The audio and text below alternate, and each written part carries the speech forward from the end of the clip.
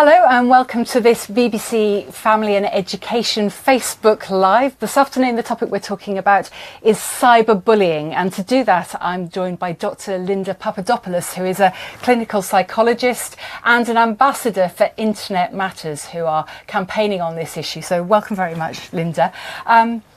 This is a huge area of concern for parents, isn't it? It is. I think what's really interesting is as parents, usually everything your child goes through, you've gone through before. So if it's a first kiss or if it's learning to ride a bike or cross the road, you've been there and you've done that. I think technology is the one thing that our kids are actually more comfortable with than we are, that they're encountering things that are more alien to us than it is to them. And I think as a consequence, we become very concerned. And I think cyberbullying is an interesting case in point of something that we all know what bullying is, right? Yeah. We've had either a personal experience of it or we know someone, but then there's this added technological angle and understanding why it's different and therefore how we should behave, I think is something that parents are certainly concerned about. Well, if that sounds like you, then we'd really like to hear from you. You can post your comments and questions for Dr. Linda in the box below, and in the meantime we're going to take a look at a quick video that's been made to go with the campaign. Sticks and stones may break my bones, but words will never hurt me. Sticks and stones may break my bones, but words will never hurt me. Sticks and stones may break my bones, but words...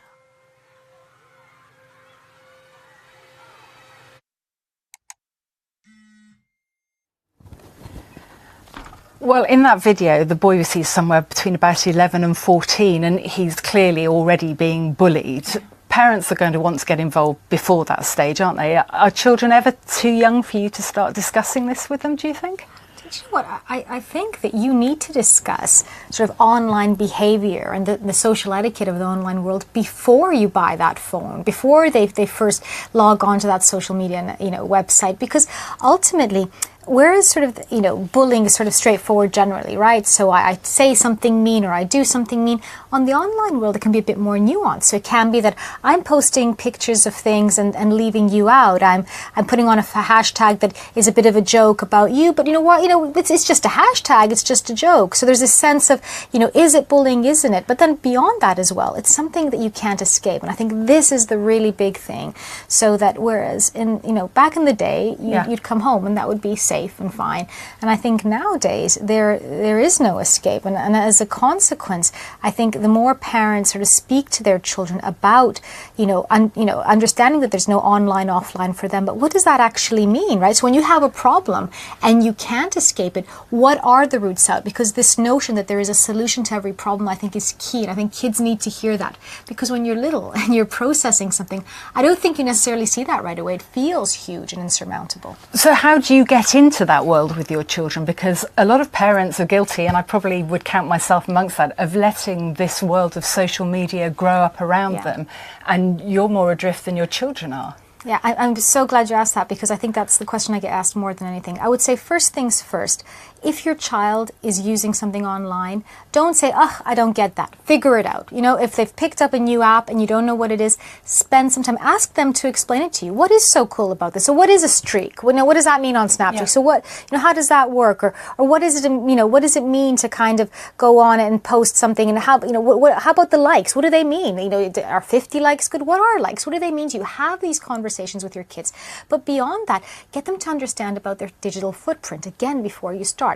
What do you mean by digital footprint? Well, precisely. So anywhere else, if we were to write something down, or it's finite, it's there, it's on a piece of paper, you tear it up, you leave it be.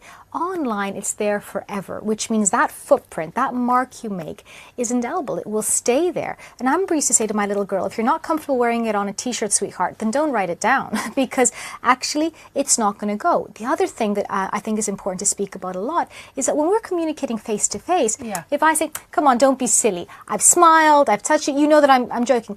If I write it down, it might sound like don't be silly, which is a very different tone. So get them to understand that, the written word is often very different to the spoken word, right? So being clear about what your feelings are, and actually maybe ensuring that you speak to somebody, right, face to face or on the phone if something is confusing or uncertain, is really important too. Obviously, if this is affecting you or your family, we would like to hear from you. Who've got any other concerns that you'd like to raise with us, do remember to get in contact. So there's two issues really, aren't there? There are teaching your child how to behave themselves on the internet, but if you are looking at your child and starting to feel concerned that they have problems, how do you spot those signs? I think any change in your child's behavior, right? And what do we mean by that? If all of a sudden they become very withdrawn, if they were an extroverted kid, or if they were a very quiet kid that's now all of a sudden become very loud and very anxious. So any kind of change in mood that you see, change in behavior around their technology, are they not letting it go? Is it something that's always there? Or all of a sudden are they trying to keep it far, far away? What's happening there? Changes in language. So for example, we know that perhaps when children are in danger of grooming, they might use more sexualized language, for example. Are they using that? Is there a sense that even in terms, because again, we know that kids do a lot of comparing online, so we know that a lot of eating disorders, for example, are played out online. So is there a change in the way that, that they're talking about their bodies and their body image? Anything like that is a cause for, talking. And I think that's why what Internet Matters are doing with, this pledge to talk. What does that mean? It means that kids don't just need quality time, they need quantity time. And sometimes it's okay if they're not ready to talk now, they might be ready to talk later, right? So make a pledge to yourself that you'll ask them again, or share your own stuff, but make sure that's open, that space. Well, we've got one question coming in. Do kids get addicted to social media? Do they actually form an addiction with it? This is really interesting. I was listening to some research coming out, I think this was out of Stanford, looking at kind of the metrics for most websites. What are the metrics for websites? How long you stay on them. That's how they work. The longer you stay on, the better. And so the vast majority of whether you're playing a game or even social media revolves around reinforcement, but intermittent reinforcement, sort of like slot machines. So these machines are like having a slot machine in your pocket. And it's all well and good saying, well, just switch off. Actually, there's thousands of people that do the job that I do behind there who are there to ensure that you stay on the screen as long as possible. You're fighting the system. So kind of saying to your kid, well, just get off. It's easier said than done, right? And I know there's a lot of, big companies now kind of looking into that. And I don't think that companies have done that because they're evil or they're bad or anything like that. It's, email has evolved like that. When you see the little red mark on your email, can you but check it? I mean, you want to see what that email is, right? Yeah.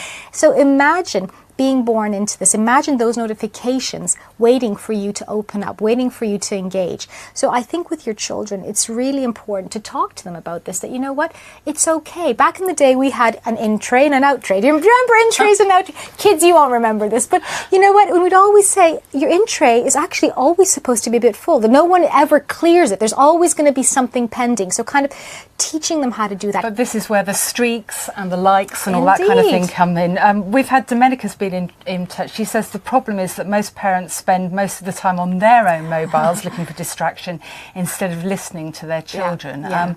But the flip side of that, I think, is that children are private and there is a social space that they occupy. How do you start to come into that without invading their privacy?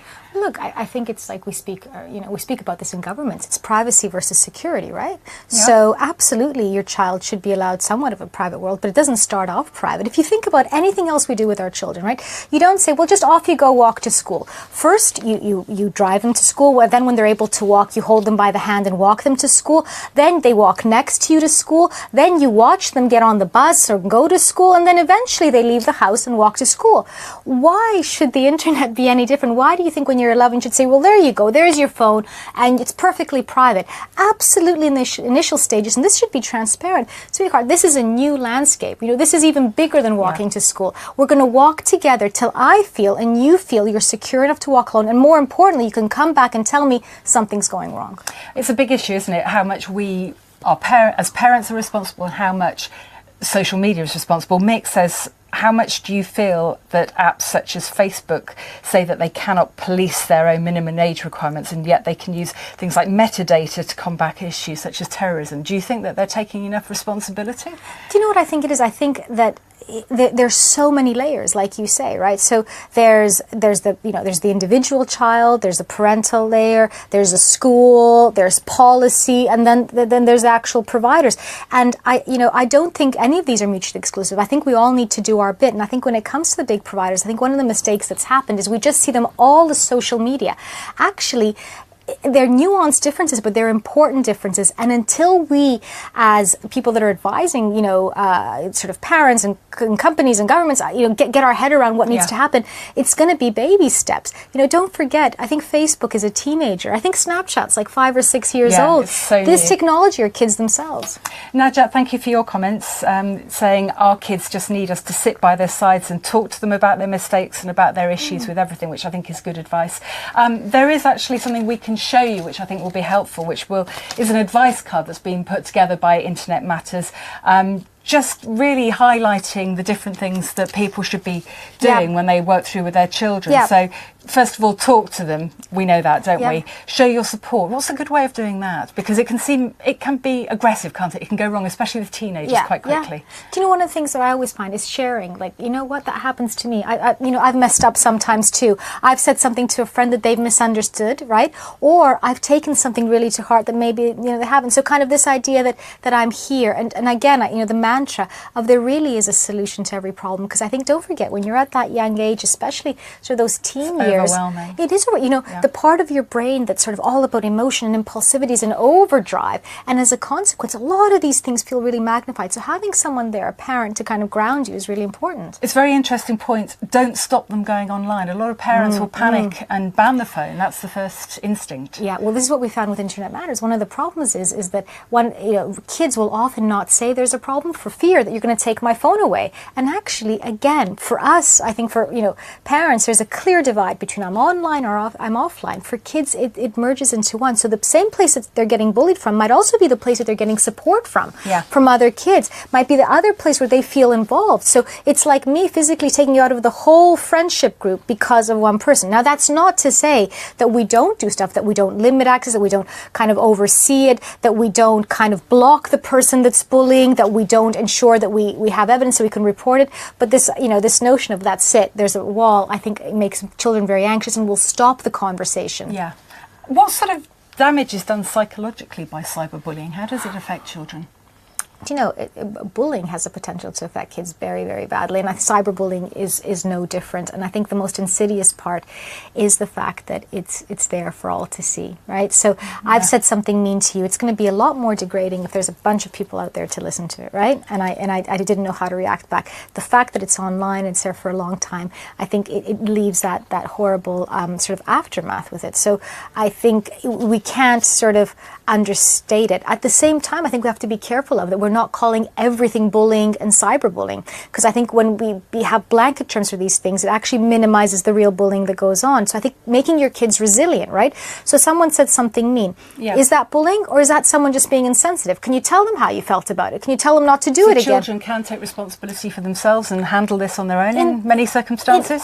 And I think they should, at least in those initial cases. I think as soon as you label it bullying, I think it also puts the child in the position of victim, right? So I think, getting them to understand that, okay, this may be the case, but actually, maybe this person has no clue how it's making you feel. And you know what? Here's some tools. There's no power without responsibility. So taking that kind of feeling of, okay, I'm responsible for telling you how I feel when you say that. Now, if you continue, then we can label it as bullying, and then we can escalate. Lee's got an interesting point. He says parenting is about being a parent and not about being a best mate. Is this an issue that makes it harder for people to get involved because parents are too friendly with their children in some ways? I guess, look, I think that, one of the things that according to, sort of similar to what Lee says, is this idea that, I support my child, whatever. Sometimes being a parent doesn't mean supporting your child. It means challenging them. It means saying, have you thought about it a different way? So I think you're right. I think being friendly is fine, but someone has to be the parent and take the lead. And sometimes that means saying things that your kid won't like. Do you think boys and girls are affected differently by their involvement in social media? Well, this is interesting. So again, the Internet Matters research, one of the stats that I found interesting, we looked at, where kids were bullied. And one of the big things was body image. Now, you'd assume that girls were, bullied. More vulnerable to that, yeah. For the first time in the research we've done, we've seen that boys were actually reporting more vulnerability. So I think, again, you need to think of what it means to to actually produce images of yourself and then put them out there for the whole world to see. Don't forget, kids are almost seeing themselves these days as a brand, right? They're sort of they're crowdsourcing, self-esteem. Here I am. What do you think? So, imagine what that feels like, just sort of the whole cognitive process, right? Of taking the picture, fixing it up, putting it out there, and then waiting and not getting the response that you wanted. And just because you have a Y chromosome, just because you're a little boy, doesn't mean you're going to be immune to that. Well, it would fit with the research last week as well, suggesting that Snapchat and Instagram are sites where children are more vulnerable, and presumably that comes down to something, again, with the body image and the pictures that are going up constantly. I think that there's some good advice out there. Internet Matters website is amazing and has lots of information. BBC Safety as well. We have a site, the BBC Stay Safe site. We will put all that information up in the comments below so that you can get more help that you need. We've also leave you with that graphic which will tell you the basic ways that you can talk to your children about these things. And in the meantime, Dr. Linda, thank you very much for joining us. Pleasure. Thank you.